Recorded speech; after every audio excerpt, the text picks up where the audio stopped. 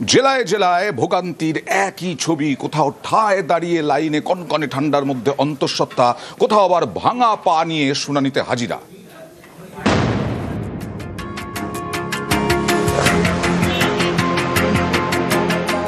সোমবার সকালে বসিরহাট 2 বিডিও অফিসে হিয়ারিং এর জন্য ভিড়। ঘন্টার পর ঘন্টা লাইন। সেই লাইনে গিয়ে দাঁড়াতে হয় 8 মাসের অন্তঃসত্ত্বাকে। সমস্যা হচ্ছে? কি সমস্যা হচ্ছে? এই মাথা ঘোরাটা, তো বাথরুম পাচ্ছি বারবার, অসুবিধা তো হবে এত লোকজনের মাঝখানে। শুনানিতে ডাক পড়া কি সমস্যা? তো হিয়ারিং এ দেখেছি, জানি না এখন কি করবে। অনেকক্ষণ বসে আছে, অসুবিধা হচ্ছে না?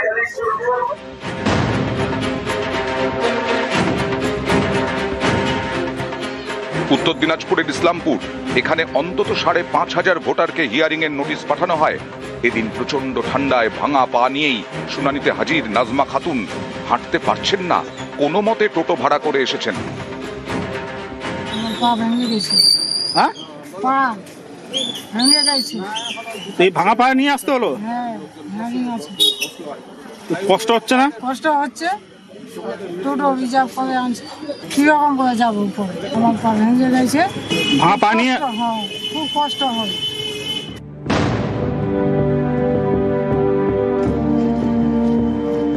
জলপাইগুড়ি শহরের সমাজপাড়ার বাসিন্দা শ্যামল ছেত্রী। 25শে ডিসেম্বর বাবা মারা গেছেন। এদিকে সোমবার হিয়ারিং। বাধ্য হয়ে কাছা পড়া অবস্থাতেই শুনানিতে হাজির হতে হয়েছে। আচ্ছা, বাবা প্রতিদিন আমাদের পুরোহিত আছে, কাজ করে। সে পুরোহিত কাছে কষ্ট করে সকালবেলা আসতে হলো। এটাও তো কষ্ট হচ্ছে, খালি পায়ে হ্যাঁ। এরকম অবস্থায় আসাটা। বাবা মারা গেলেন কবে? এই 25 তারিখে। তা আপনি অনুরোধ করেছিলেন? অনুরোধ আর কি বলবো, আর কি বললেন? বলো আসতে লাগবে।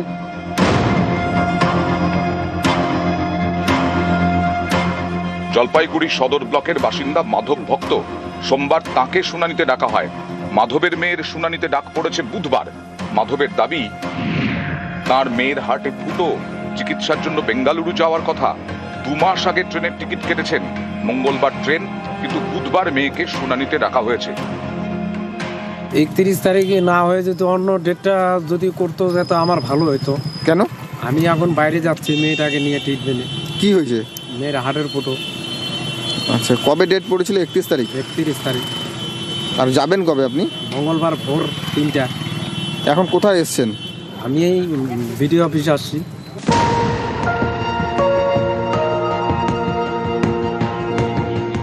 সোমবার আলিপুরদুয়ার 1 ব্লকের বিডিও অফিসে হিয়ারিং এ হাজির পরিযায়ীরা। কেউ ভিন রাজ্যে কাজ করেন, কেউ আবার ভিন দেশে। শুনানির নোটিশ পেয়ে সব কাজ ফেলে তড়িঘড়ি ছুটে এসেছেন। আমি বোড়া থাকি। কাজকর্ম ছেড়ে তো আসতে হলো। হ্যাঁ, এমনি কিছু কাগজপত্র চেয়েছে? হ্যাঁ, কাগজ চেয়েছে। কি কি চেয়েছে? যেমন আমার যে ডকুমেন্টস আছে, আমার ফ্যামিলির ডকুমেন্টস, মানে আমার বাবা মায়ের ডকুমেন্টস, এগুলো চেয়েছে। বাড়ির সব কিছু কাজটা ফেলে দিয়ে এখানে আসতে লাগছে। এই 16-18 কিলোমিটার দূর থেকে আসছি। এখন নোটিশ করছি, এখন তো আসতেই লাগবে। টাকা চেয়ে গেলে ভালো হয়। আসলো না সেটা তো বলতে পারবো না। কার গাফিলতি বলতে পারে? সেটা আমরা কি করে বলবো? নিউজ 18 বাংলা। আর হাওড়ার একটি বুথে, ডোমজুড়ের একটি বুথে 999 জন প্রবাসী ভারতীয় এনআরআই। এরকমটাই দেখা যাচ্ছে কমিশনের কাগজে। তারা এখানকারই বাসিন্দা। তাদের দাবি তারা এখানকারই বাসিন্দা, ডোমজুড়ের বাসিন্দা।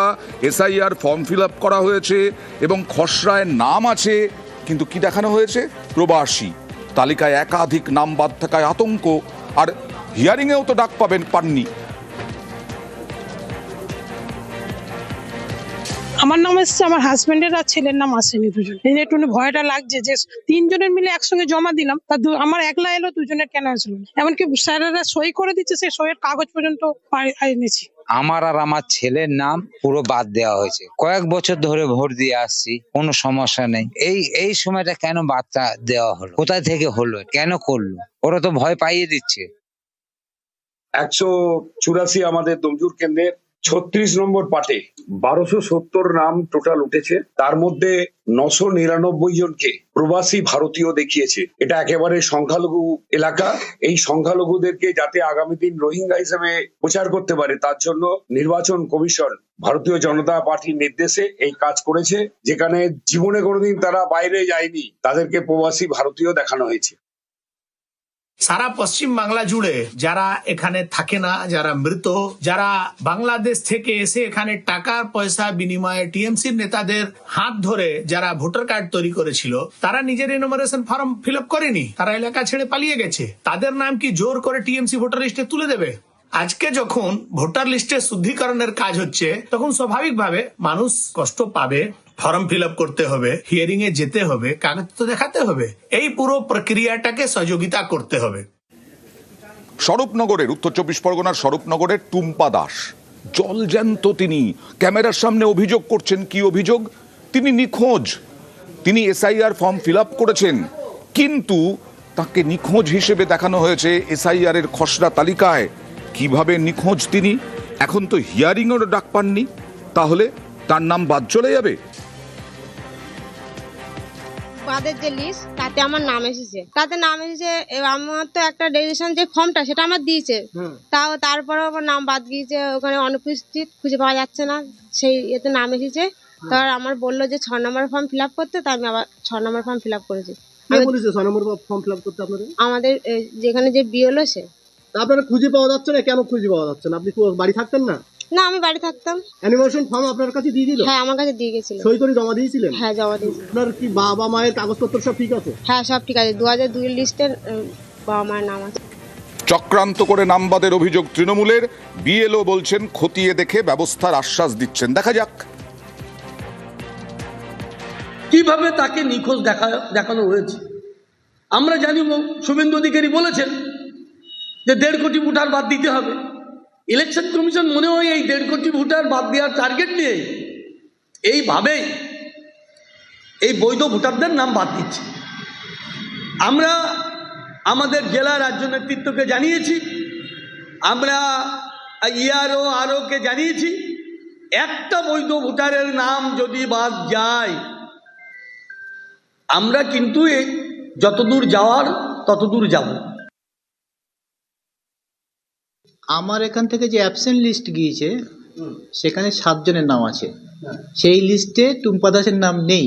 এবার এটা যখন খসড়া লিস্ট বেরোলো, আমি সঙ্গে সঙ্গে বিডিও অফিসে যোগাযোগ করলাম। ওনারা বললেন যে দেখুন, এটা তো আমরাও বলতে পারবো না, এটা মনে হচ্ছে কোনো কারণে বা সার্ভারের সমস্যার জন্য হতে পারে।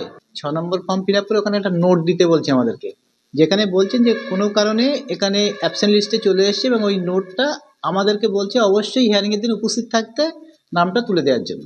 এটা হচ্ছে বিডিও অফিসের মতামত। এই ইআরও বা ইআরও যারা আছেন ওনারা বলছেন। আপনি কি অ্যামোরেশন ফর্ম জমা দিয়েছিলেন? হ্যাঁ, অবশ্যই।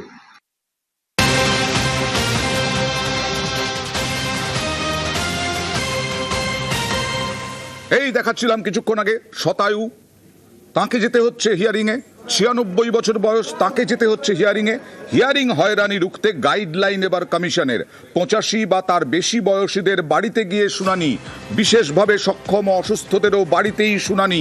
কথা বলবো প্রতিনিধি সোমরাজের সঙ্গে। সোমরাজ, এ কথা তো শনিবারও বলেছিল নির্বাচন কমিশন, কিন্তু আজকেও তো দেখা গেল, আমরা দেখাচ্ছিও বহু বৃদ্ধ বৃদ্ধা, তাদেরকে যেতে হয়েছে। তাহলে আসলে কি কমিউনিকেশনের অভাব ছিল? না দেখো, সমন্বয়ের অভাব নয়, যেটা হচ্ছে লিখিতভাবে কোনো নির্দেশিকা ছিল না কমিশনের।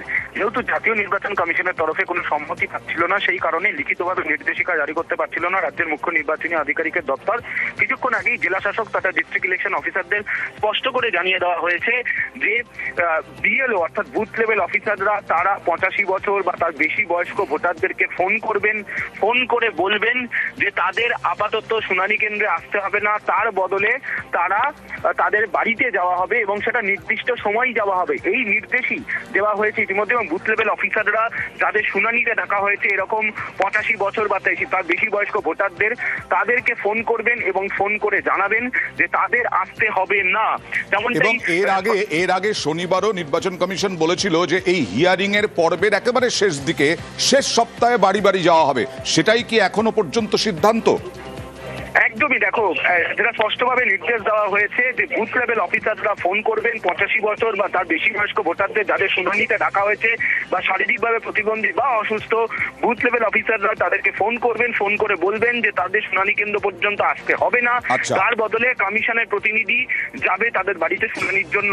আজকে তৃণমূল কংগ্রেসের তরফে অভিযোগ করা হয়েছিল, তাদের প্রতিনিধি দল গিয়েছিল কমিশন এবং স্পষ্ট বলেছিল যে রাতের মধ্যে নির্দেশিকা জারি করতে, এবং কোনো নির্দেশিকা নেই সেই জায়গাতেই মূলত সমন্বয়ের অভাব তৈরি হচ্ছিল জেলাগুলির সঙ্গে নির্বাচন কমিশনে।